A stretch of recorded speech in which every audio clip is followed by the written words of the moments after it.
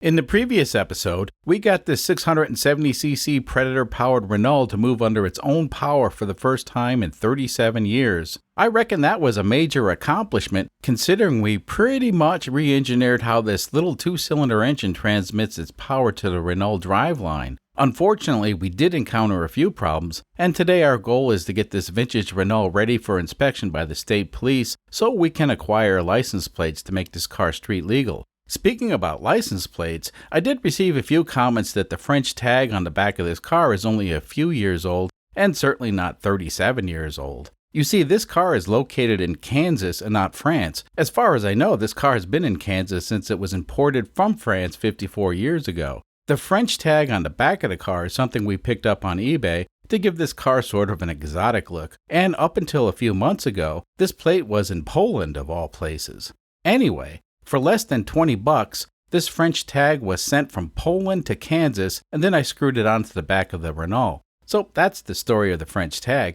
Now, if you watched the very first video of this car that we posted back in late March of this year, episode 8 as I recall, anyway, we mentioned that this car was purchased from another YouTube channel called Mr. Good Pliers, and he got it from an auction in western Kansas. This car was actually featured on the Mr. Good Pliers channel, and I'll put a link in the description if anyone's interested in seeing it in as-found condition. Anyway, indeed, this car has been off the road since 1986, and for most of that time, it's been stored in a barn.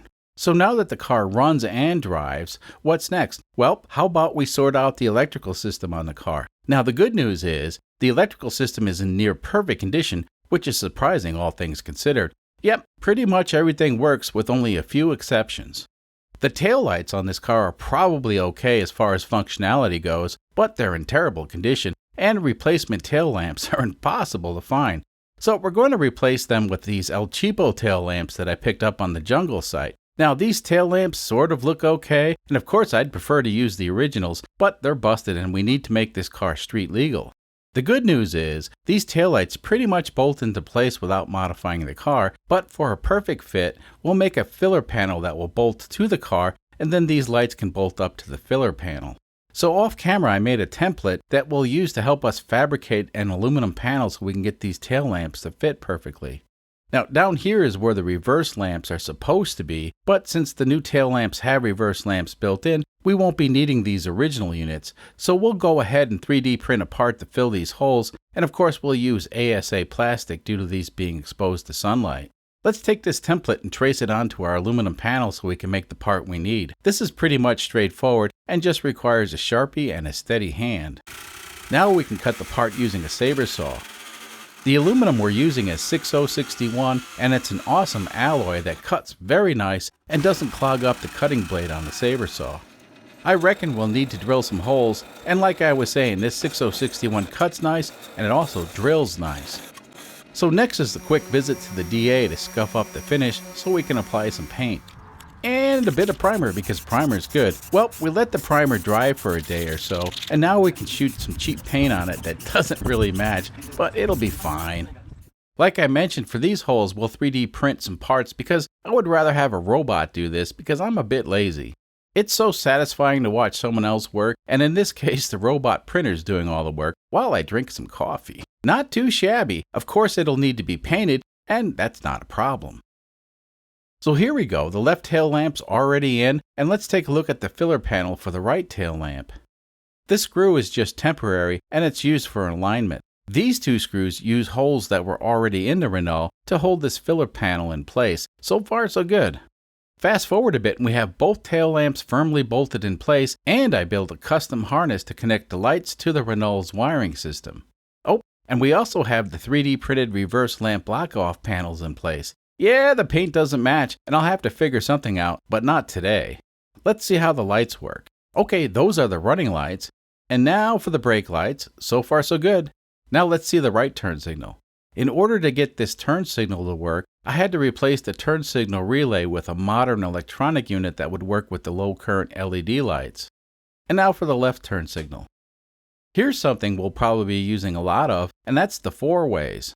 And finally the reverse lights. Now, since we're still having problems with reverse, I actually had to crawl under the car to put a jumper across the reverse light switch, and that tells us the wiring for the reverse lights are actually good. Now, this may amuse some of my comrades here in the colonies. So, as I was confirming all the lights worked on the Renault, I noticed these lamps on the fender would not illuminate no matter what position the various light switches were in.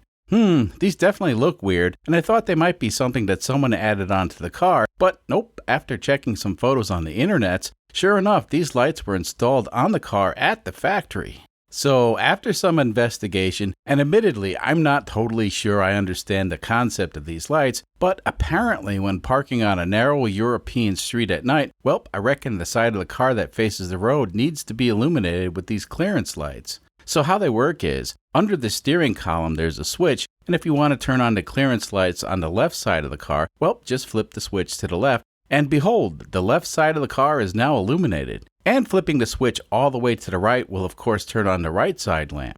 I have to admit, this is way too complicated to understand, and that's probably why we don't have narrow roads here in the States. The good news is the lights do work, although I don't believe I'll ever turn them on again. So one of the electrical items that doesn't work is the horn, and on this car pushing this headlight lever is what activates the horn, and as you can see, no horn, so that's going to need some attention.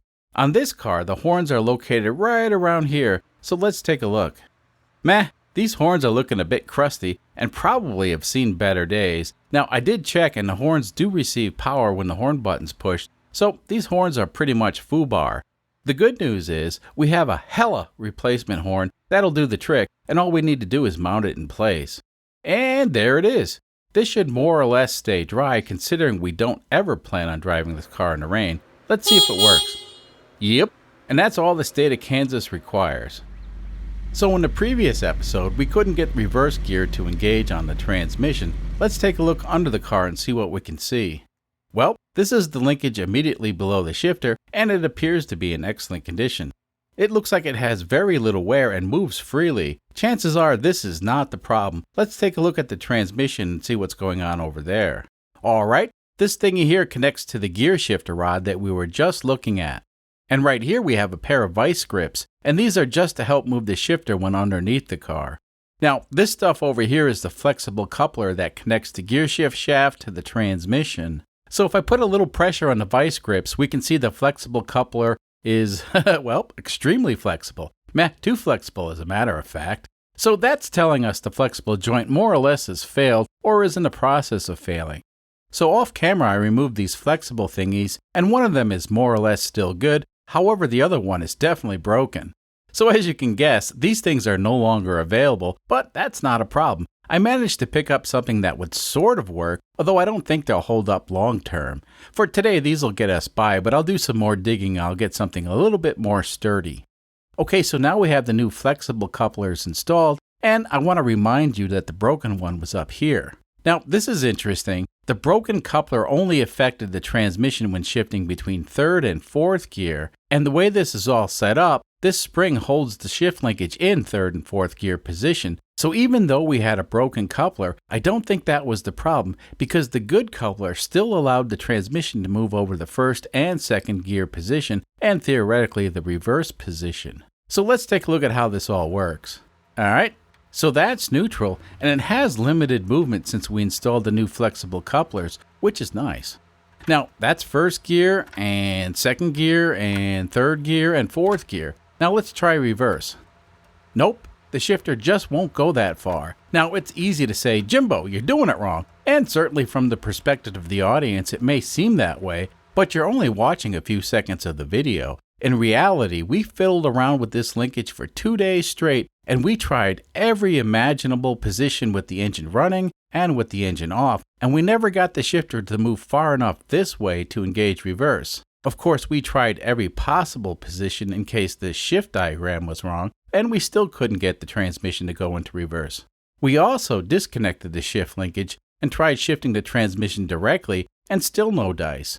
We even went as far as removing both the neutral and the reverse switch from the transmission, and still weren't able to get the transmission to go into reverse. So this oil leaking is from removing the switches, and isn't an issue in case you were wondering.